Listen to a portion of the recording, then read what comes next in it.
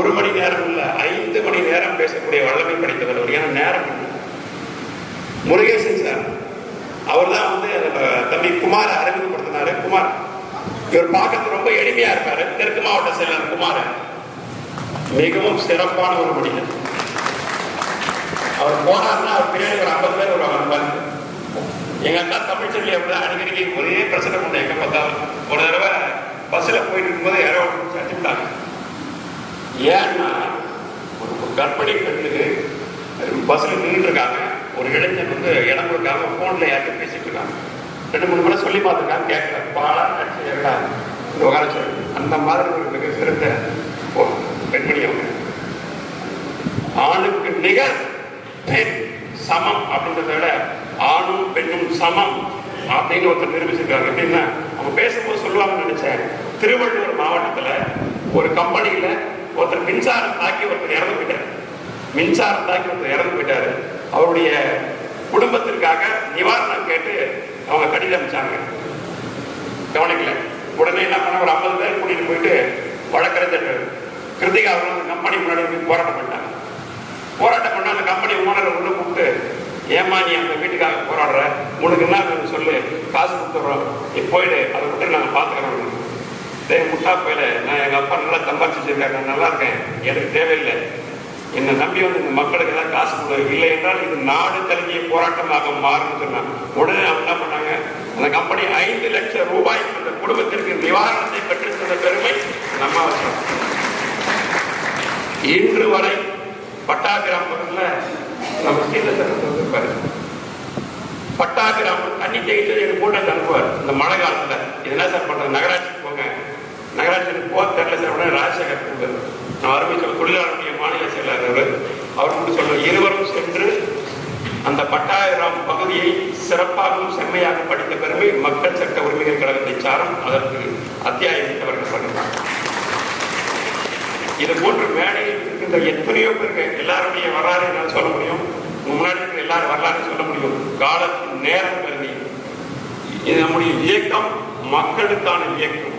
ஏன் மக்களுக்கான இயக்கம்னா, இந்த தேசத்துல கேடு கட்ட ஆட்சி நடக்கிறது, உங்களுக்கு எல்லாருக்கும் தெரியும். நான் அரசியல் பேச நினைக்காதீங்க, உண்மை. ஏன்னா இதுக்கு முன்னாடி நான் சொன்னது எல்லாம் சத்தியம். உங்களுக்கு தெரியும் தேசத்தில் எப்படி கொலை, கொள்ளை, கற்பழிப்பு, ஆக்கிரமிப்பு, அதிகாரத்துக்குரிய லஞ்சம், லாவண்யம், உலகமகா ஊழல், பெண்ணிய அடிமை, மது, போதை நடைபெறுகிறதோ அதற்கு எதிராக போராட வேண்டும் என்ற அமைப்பு இப்போ உருவாகிடுச்சு. டெல்லியில சென்று விவசாயத்துக்காக நாங்கள் போராட்டம் போனோம். கூட வந்தாரு, என் வீட்டில் ஏசியில தூங்குவேன். உண்மையில அங்க வந்து தார் ரோட்ல வந்து என் கூட படுத்து போயிட்டு இருந்தாரு. இவர் ஒரு அரசு துறை சார்ந்தவர். ஆனா அரசாங்கத்தை எதிர்த்து வேலை போனாலும் பரவாயில்ல, மக்களுடைய விவசாய பெருங்குடி மக்கள் இந்த தேசத்தில் வளமாக வலிமையாக வாழ வேண்டும், அதற்கு நாம் போராட வேண்டும், உங்களோடு நான் கை கோர்க்கிறேன் என்று என்னோடு டெல்லிக்கு வந்து விவசாய போராட்டத்தை கலந்து கொண்ட மகத்தான ஒரு 2 நாளைக்கு முன்னாடி 2 நாள் தான். இப்போ மேடையில் பேசுவோம், எப்படி பேனர் வச்சுன்னு சொன்னீங்கல்ல, அது காரணம் நம்ம புவனேஸ்வர் தான் சொன்னேன்.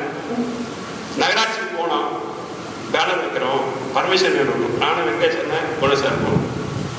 அவன் போன உடனே பத்திரிக்கை கூட பார்க்கல, போயிட்டு வாங்க வச்சுக்கிறேன், வேற ஒன்றுமே சொல்லு, போயிட்டு வாங்க வச்சுக்கிறேன். ஏன்னா பின்னாடி வந்து சொல்றான், இவனுக்கெல்லாம் 7:30 முடிச்ச உடனே நாளைக்கு பர்மிஷன் கொடுக்கணும்னா ஏதாவது ஒரு செய்தியை போட்டுருவாங்க. அவங்க பின்னாடி அவன் ரொம்ப மோசமானவங்க, ஏதாவது செஞ்சு நம்மளை காலி பண்ணுவாங்க. அதனால பர்மிஷன் கொடுத்துருங்க. ஏன்னா ஜூன் 4ஆம் தேதி வரைக்கும் இது போன்ற மாநாடு நிகழ்ச்சிகள் நடத்தக்கூடாது, பேனர்கள் பதாகைகள் வைக்கக்கூடாது சட்டம் இருக்கு, தேர்தல் ஆணையம் இருக்கிற. இல்லைன்னா தேர்தல் ஆணையமே சரியா நடந்ததில்ல. அதான் விஷயம். ஏன் சொல்றேன்னா, நோட்டு ஓட்டு பணமாக மாறி இருக்கிற தேசம் இது. எப்படி ஓட்டு பணமாக மாறி இருக்குதுன்னா, இந்த தேசத்துல நம்ம எல்லாரும் ஓட்டு போட்டோம், பாதி பேர் போட்டிருப்பீங்க, போடாமல் இருக்கீங்க. ஓட்டு ஜனநாயக கடமை மட்டுமல்ல, ஜனநாயக உரிமையும் கூட. அந்த ஓட்டு போடுறதுக்காக எல்லாரும் காசு வாங்கிருப்போம். நிறைய பேர் ஒரு தெருவில் நின்று போராட்டம் பண்றாங்க. ஏன்டா போராட்டம் பண்றீங்கன்னா, என் தெருவுக்கு காசு கொடுக்கலைங்க, 2000 ரூபாய் அந்த தெருவில் கொடுத்தாங்கன்னா ஓட்டுக்கு, எங்க தெருவில் கொடுக்கல. அப்படி மக்கள் போயிருக்கிறாங்க. நம்ம அமைப்பு என்ன பண்ணுச்சுன்னா, ஓட்டுக்கு நோட்டு, நாட்டிற்கு கேடு, எவனும் பணம் வாங்கக்கூடாது, எந்த வேட்பாளரும் பணம் கொடுக்க கூடாது என்று களத்திலே இருந்து கோயம்புத்தூர் மாவட்ட ஆட்சித்தலைவருடைய அலுவலகத்தை முற்றுகையிட்டது நம்முடைய துணை பொதுச் செயலாளர் சொல்றாரு. எல்லா மாநிலத்திலையும் எல்லா மாவட்டத்திலையும் பணம் வேணும்னு மக்கள் போராட்டாங்க. பணம் கொடுக்காதீர்கள், ஓட்டு நாட்டுக்கு கேடு.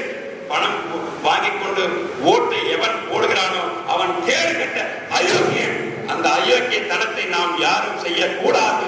இந்த தேசம் ஒரு வளமான தேசம், வலிமையான தேசம். எப்பேற்பட்ட தேசத்தை இன்றைக்கு கையேந்தி நிற்கிற அவல நிலையை கொண்டு வந்திருக்கிறது. ஏன்னா இறுதியா ஒரு செய்தி சொல்லணும் விவசாயத்தை பத்தி. நம்ம சாப்ட்வேர்ல வேலை செஞ்சாலும் சாப்பிட்டு தான் வேலை செய்யணும், சாப்ட்வேர்ல வேலை செஞ்சாலும் சாப்பிட்டு தான் வேலை செய்யணும். அதையும் தாண்டி வானூர்தியில் வேலை செய்கிறவர்களுக்கு பூமியில் இருந்தா உணவு போகணும், வானூர்தியில் வேலை செய்கிறவர்களுக்கு பூமியில் இருந்தா உணவு போகணும். அந்த விவசாய பெருங்குடி மக்களை நம் தேசம் மதிப்பதில்லை. ஏன் தெரியுமா? உலகத்திலேயே கருவில் இருக்கின்ற குழந்தை கூட வாடிக்கையாளர்களாக இருக்கின்ற ஒரே ஒரு தொழில் விவசாயம். உண்மைதானே? ஒரு கர்ப்பிணி அம்மா சாப்பிட்டாதான் அந்த குழந்தைக்கு சாப்பாடு போகும். கருவில் இருக்கின்ற குழந்தை கூட வாடிக்கையாளராக இருக்கின்ற ஒரே ஒரு தொழில் விவசாயம். அந்த விவசாய பெருங்குடி மக்களுடைய வாழ்வு நிலை இன்று எப்படி இருக்கிறது? திருவோடு ஏந்தி தெருவோடு நிற்கின்ற அவல நிலை இந்த மண்ணில் இருக்கு. உண்மைதானே? விவசாயிகள் எவ்வளவு கஷ்டப்படுறாங்க. அதையும் தாண்டி 10,000 ரூபாய் கடன் வாங்கியிருந்தா உடனே ஜப்தி பண்றாங்க. பல லட்சம் கோடி இந்த கார்பரேட் நிறுவனங்களுக்கு இந்த கேடு கட்ட ஆட்சி 10 ஆண்டு காலத்தில் 10,50,000 கோடி பராக்கடனாக அம்பானிக்கும் அதானிக்கும் ரத்தன் டாட்டாக்கும் தள்ளுபடி செய்திருக்கிறாங்க. முடிஞ்ச மேல வழக்கு போடுறாங்க. இது சத்தியம் பேசுறது. கிட்டத்தட்ட இந்த கேடு கட்ட ஆட்சி 10,50,000 கோடி பராக்கடனாக தள்ளுபடி செய்துவிட்டு எனக்கு 3 வேளை உணவு போடுகின்ற விவசாய பெருங்குடி மக்கள் வாங்கிய கடனை தள்ளுபடி செய்யாமல் இருப்பதற்கு இந்த கேடு கட்ட ஆட்சி ஒரு முற்றுப்புள்ளி வைக்க வேண்டும் என்பது இந்த நேரத்தில் சொல்ல கடவுள். எவ்வளவு பெரிய கொடுமை! கேட்டாக்க உடனே உங்களுக்கு 6,000 போறான். உடனே அதையும் தாண்டி விவசாயிட்ட கடன் கொடுண்டே. என்னுடைய விவசாயி கடன் வாங்கிதான் அவன் விவசாயம் செய்கிற கேடு கட்ட நிலைமையை உருவாக்கிய நீதாண்டா முதல் அயோக்கியம். அந்த நிலை வரக்கூடாது. அரிசி பருப்பு விலையேற்றினா ஒரு கிலோ அரிசி 500 ரூபாய்க்கு விற்றால் கூட வாங்கி சாப்பிடுகின்ற அளவுக்கு என்னுடைய பொருளாதார தரத்தை உயர்த்தாத இருப்பது யாருடைய குற்றம்? இந்த தேசத்தை ஆண்டு கொண்டிருக்கிற மத்திய மாநில ஆட்சியாளர்களுடைய குற்றம். இந்த கேடு கட்ட 2 ஆட்சிகளை ஒழிச்சு தொலைச்சிட்டு எவனா புதுசா நல்லா நேரத்தில். ஏன்னா இந்த தேசம் அவ்வளவு பட்டு பிழைப்பட்டு கொண்டிருக்கிறது. இந்த பிழையான தேசத்தை மக்கள் சட்ட உரிமைகள் கழகம் மாற்றி அமைக்கும். மக்கள் சட்ட உரிமைகள் கழகத்தில் இணைகின்ற அத்தனை பேரும் இந்த கொள்ளை கற்பழிப்புக்கு எதிராகவும் லஞ்சம் ஊழலுக்கு எதிராகவும் நின்று இந்த தேசத்தை வளமான தேசமாக மாற்றி அமைப்பார்கள் என்பதை சொல்லி இந்த விழாவிற்கு என்னோடு 1 மாத காலமாக உழைத்த அத்துணை நபர்களுடைய பொற்பாதங்களை தொட்டு நன்றி கூறி மேடையில் இருக்கின்ற அத்துணை ஆண்டோர்களுக்கும் சான்றோர்களுக்கும் என் முன்னே திரளாக இருக்கின்ற அத்துணை பெரியோர்களுக்கும் நன்றி கூறி இந்த நேரத்தில் விடைபெற்ற மனமில்லாமல் விடைபெறுகிறேன். நன்றி, வணக்கம்.